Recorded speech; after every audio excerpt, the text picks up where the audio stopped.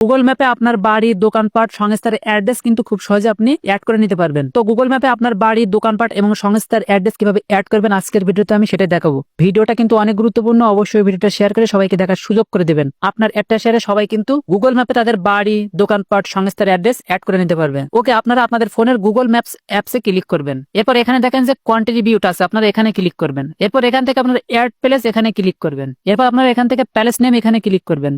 এখানে আপনার বাড়ির নাম অথবা আপনার সংস্থার নাম অথবা আপনার দোকানপাটের নামটা আপনি এখানে দিয়ে নেবেন। এরপর আপনারা ক্যাটাগরি অপশনে ক্লিক করবেন।